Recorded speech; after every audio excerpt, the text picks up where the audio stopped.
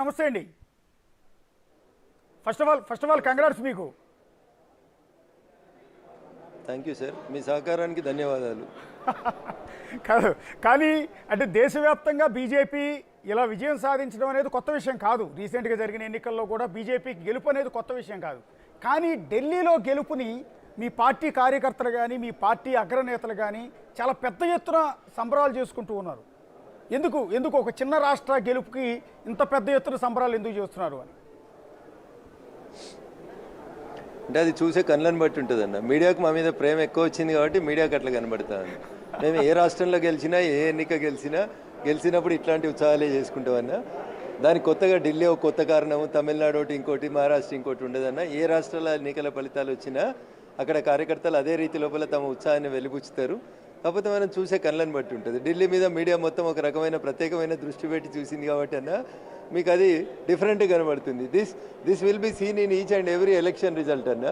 ప్రతి రాష్ట్ర ఎన్నికల ఫలితాల తర్వాత ప్రతి రాష్ట్ర కార్యాలయాల ముందు ఇంతకంటే ఎక్కువ జనాలు ఉంటారు, స్వీట్లు పంచుతారు, టపాసులు కాలుస్తారు. ఖచ్చితంగా వాళ్ళు పడ్డ కష్టానికి ఫలితం వచ్చింది అనేటువంటి ఆనందాన్ని మీడియా ముందు 100% వ్యక్తం చేస్తారన్న. ఢిల్లీ దేశ రాజధాని కాబట్టి అందరి దృష్టి దాని మీద ఉంది కాబట్టి మీకు కొంచెం ప్రత్యేకంగా కనబడుతున్నట్టుంది. మళ్ళొకసారి చెప్తున్నా, మీకు మా మీద ఉన్న అభిమానానికి ధన్యవాదాలు. అలాగే సార్ రఘునందన్ గారు, నేను అనేది జస్ట్ ఈ సంబరాలను చూసి కాదు నేను అంటున్నది ఏంటంటే ఓవరాల్గా బీజేపీ అగ్రనేతల్లో ఒక ప్రత్యేకమైన వైబ్రేషన్ కనిపిస్తుంది. అంటే ఢిల్లీ విజయం తర్వాత అది నేను అంటున్నది. అంటే ఓవరాల్గా ఎన్నో ఏళ్ల నుంచి సాధ్యం కాంది ఇన్నాళ్ల తర్వాత సాధించుకోగలిగారు. 27 సంవత్సరాల తర్వాత 27 సంవత్సరాలు ఎదురు చూసిన తర్వాత వచ్చినటువంటి ఫలితం కాబట్టి మా కార్యకర్తల్లో క్వైట్ న్యాచురల్గా ఆనందం, ఉత్సాహం రెట్టింపు కనబడతాయన్న. దాంట్లో ఎట్లాంటి అనుమానం ఉండాల్సిన అవసరం లేదు. 15 సంవత్సరాల కాంగ్రెస్ పాలన, 11-12 సంవత్సరాల ఆమ్ ఆద్మీ పార్టీ పాలన తర్వాత 27 సంవత్సరాల తర్వాత ఢిల్లీ పీఠం మీద రాష్ట్ర శాసనసభలో భారతీయ జనతా పార్టీ అధికారంలోకి వస్తుంది కాబట్టి 27 సంవత్సరాలు ప్రతిపక్షంలో ఉండి అనేక సార్లు కొట్లాడి దెబ్బలు తిని జైలుకు పోయినటువంటి కార్యకర్తలందరూ కూడా మా కష్టానికి ఫలితం దక్కిందని వారు వ్యక్తం చేస్తున్నటువంటి ఆనందంగా అక్కడ జరుగుతున్నటువంటి విజువల్స్ని చూడాలనేది నా అప్పీల్ సార్.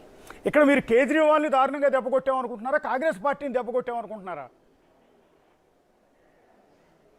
సార్ కాంగ్రెస్ ఎక్కడ లేదు సార్. లేని కాంగ్రెస్ గురించి కొత్తగా మేము చర్చ పెట్టుకోవడం ఎందుకు సార్? అది కాంగ్రెస్ పార్టీకి వచ్చిన సీట్ల సంఖ్య 0 సార్, వచ్చిన ఓట్ల శాతం 5%.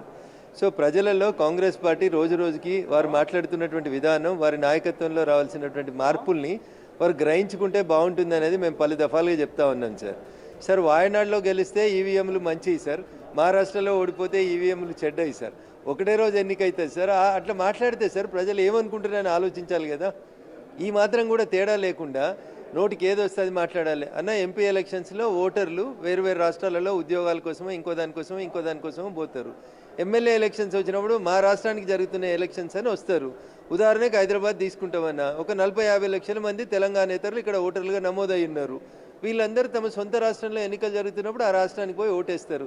అన్న నువ్వు ఎన్నడూ ఓటేసినో వేయలేదో నాకు తెలియదు. రేపు మీ ఊర్లో సర్పంచ్ ఎలక్షన్ వచ్చిందనుకో, అందరు పోయి వాళ్ళ ఊర్లలో ఓటర్ నమోదు చేసుకుంటారు. కాబట్టి there will be compulsory difference of votes for the parliament, assembly. మళ్ళీ మీరు గ్రామ పంచాయతీ ఎన్నికలకు వచ్చినప్పుడు ఓట్ల సంఖ్య గణనీయంగా పెరుగుతుంది, మారుతుంది. దానికి కొత్తగా ఏదో భూతద్దం పెట్టి 1952 తర్వాత మొదటిసారి మేమే కనుక్కున్నామన్నట్టు ప్రెస్ మీట్లు పెట్టి పడితే ఏమొస్తుంది అన్న, దానివల్ల ఏం రాదు.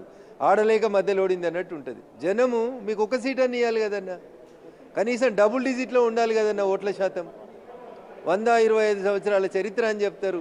కేంద్రం అక్కడే ఉంది. మీ ఓటు, మీ తల్లిగారు ఓటు, మీ చెల్లెగారు ఓటు, ఇంతమంది అగ్రనాయకులు ఉండేటువంటి స్థానంలో మీరు సింగిల్ డిజిట్కి కన్ఫైన్ అయింది సార్. ఒక్కసారి కాంగ్రెస్ పెద్దలు ఆత్మపరిశీలన చేసుకోవాలి సార్. మేమేం విజయంతో విర్రవీగి చెప్తలేము ఈ మాట.